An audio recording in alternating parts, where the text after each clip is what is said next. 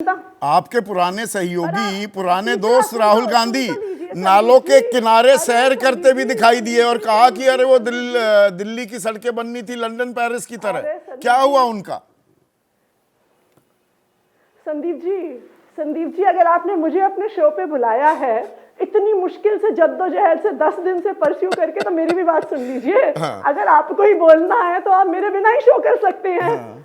ठीक है ना जी। तीसरा चैलेंज मैं बीजेपी को देती हूँ, अगर उनका हेल्थ केयर सिस्टम उनकी राज्य सरकारों का इतना अच्छा है तो आज दिल्ली के सरकारी अस्पतालों में आधे पेशेंट भारतीय जनता पार्टी शासित राज्यों से क्यों आते हैं?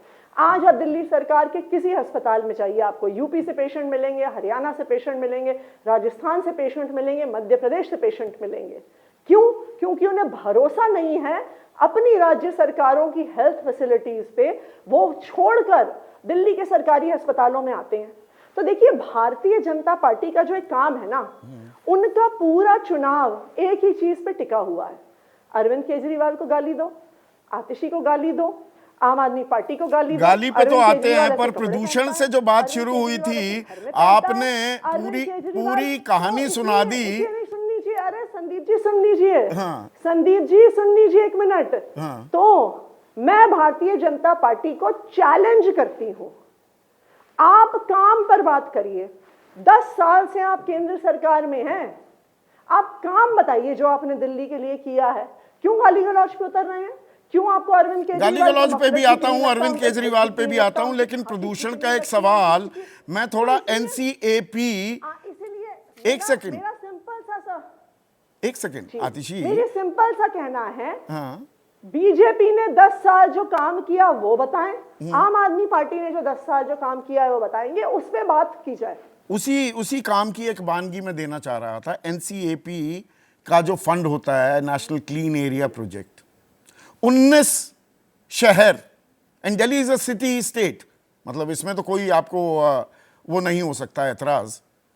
तो 19 शहरों में से सबसे नीचे वाले 5 शहरों में आता है दिल्ली। खर्च जो है 42 करोड़ 69 लाख का, 42 करोड़ 69 लाख का फंड है।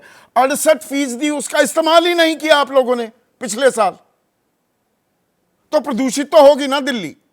संदीप जी, हम केंद्र सरकार के फंड से क्या खर्च करें, एनसीएपी से खर्च करें, दिल्ली सरकार के पैसे से खर्च करें, उससे आपको क्या फर्क पड़ रहा है? अगर दिल्ली सरकार एक इकलौती सरकार है जिसने प्रदूषण कम करने पे काम किया है, आज दिल्ली की पूरी बस फ्लीट को इलेक्ट्रिक में कन्वर्ट किया जा रहा है। आप देश छोड़िए, पूरी दुनिया में second largest electric bus fleet Delhi में है। आनंद विहार को कहते हैं, वहां पे पोल्यूशन है। आनंद विहार बस अड्डे पे हर बस जो आती है दिल्ली की वो सीएनजी या इलेक्ट्रिक होती है। सड़क पार करके कौशाम्बी बस स्टैंड जाइए, हर बस वहां पे जो है, भी आज दिल्ली का AQI एयर क्वालिटी इंडेक्स 302 था, जबकि कल रात को 2 बार बरसात हुई। हाँ, दिल्ली में भी था, नोएडा में भी था, बल्लभगढ़ में भी था, बीकानेर में भी था, लखनऊ में भी था, पटना में भी था, ग्वालियर में भी था। सच्चाई बताइए, पूरी सच्चाई बताइए संदीप जी। दिल्ली एक इकलौता राज्य है पूरे उत्तर भारत में जिसने प्रदूषण के खिलाफ युद्ध लड़ा है। इलेक्ट्रिक बसेस में दिल्ली लेके आई है, थर्मल पावर प्लांट बंद किए हैं दिल्ली में, ईंट के भट्टे बंद किए हैं दिल्ली वालों ने, पोल्यूटिंग फ्यूल्स को इंडस्ट्री से हटाया है दिल्ली वालों ने। यूपी ने क्या किया? हरियाणा ने क्या किया? दिल्ली के आसपास बीजेपी की इन सरकारों के राज्य में 11 highly polluting thermal power plants है, बंद किए क्या उन्होंने? ठीक है, अब अरविंद केजरीवाल की बात कर लेते हैं आतिशी, क्योंकि आपकी आगे बैठक भी है। तो संदीप जी सुनिए, मेरा आपसे ये कहना है कि जो दिल्ली की समस्या है, देखिए वो तो हम बिल्कुल सॉल्व करेंगे, उसमें हमारी जवाबदेही भी है। लेकिन जो पूरे उत्तर भारत की समस्या है, आपका तो टीवी स्टूडियो भी नोएडा में है जहां पे आप बैठे हुए हैं संदीप जी, वहां पे भी 350 AQI है। बुलाइए योगी जी को, मैं तो आपके शो पे आके कम से कम आपके सवालों के जवाब दे रही हूं।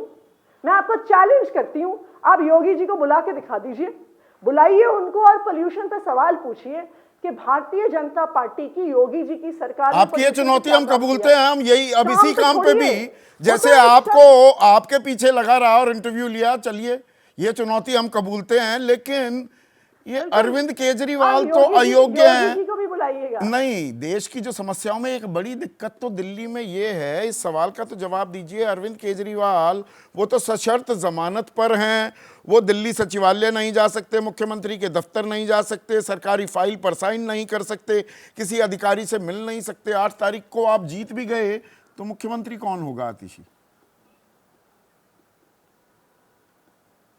दिल्ली के मुख्यमंत्री अरविंद केजरीवाल जी ही होंगे। क्यों? क्योंकि दिल्ली की जनता उनको मुख्यमंत्री के रूप में देखना। अदालत की शर्तों का क्या होगा? सशर्त जमानत है। सशर्त बात कर रहे हैं। हम लोग 10 साल से अलग अलग तरह की शर्तों से ही जूझ रहे हैं।